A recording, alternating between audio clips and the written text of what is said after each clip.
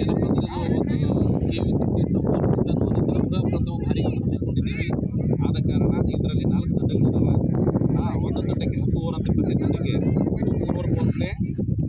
ಏನಂತ 10 ಓವರಲ್ಲಿ 4 ಬಾಲರ್ 3-3-2-2 ಏನು same rules ಏನಿಲ್ಲ. ಮಕ್ಕಳಿಗೆಲ್ಲ ಔಟ ಮತ್ತೇನಾದ್ರೂ ಹೇಳ್ರಿ. ಈಗ ಚೇಂಜಸ್ ನಡೆದ್ರೆ ಬಾಲ್ ಚೇಂಜ್ ಮಾಡಿ ಇನ್ನೊಂದ್ಸರಿ ಕೊಟ್ಟರೆ ಮುಗೀತು.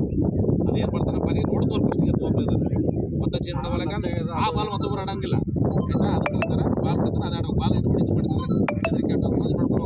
ನಿಮ್ಗೆ ಏನಾದ್ರು ಒಂದು ಪ್ಲೇಯರ್ ಯಾವ್ದು ಬರಲೇ ಇಲ್ಲ ಅಂದ್ರೆ ಎದುರಿಗೆ ಕ್ಯಾಪ್ಟನ್ ಕೊಟ್ಟು ಹೋಗ್ಬೇಕು. ಅದರಿಲ್ಲ ಅಲ್ಲ ಸರ್, ಅದು ಓಕೆ ಅಲ್ಲ. ನಿಮ್ಮ ಕಡೆ ಯಾರಾದ್ರೂ ಪ್ಲೇಯರ್ ಬರಲಿಲ್ಲ, ಯಾರೋ ಇರಲಿಲ್ಲಪ್ಪ ಅಂದ್ರೆ ಇವ್ರು ಕೊಟ್ಟರೆ ಮಾತ್ರ ತೊಗೋಬೇಕು. ನಾ ಅವ್ರಿಗೆ ತೋತೀನಿ ಇವ್ರಿಗೆ ತೋತಾನೆ. ಇವ್ರು ಕೊಟ್ಟಂತ ಪ್ಲೇಯರ್ ನೀವು ತೊಗೋಬೇಕಷ್ಟೇ ಸರ್. ಆಟೆ ನೀವು ಕೂಡ ಕೆಲವೊಂದು ಟೈಮ್ ಇರಲ್ಲ ಪ್ಲೇಯರ್ಗಳು.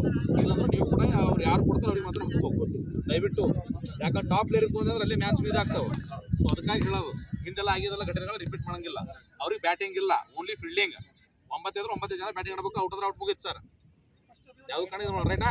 ಅದು ಇದು ನೋಡ್ರಿ ಸ್ಟಾರ್ಟಿಗೆ ಸರ್.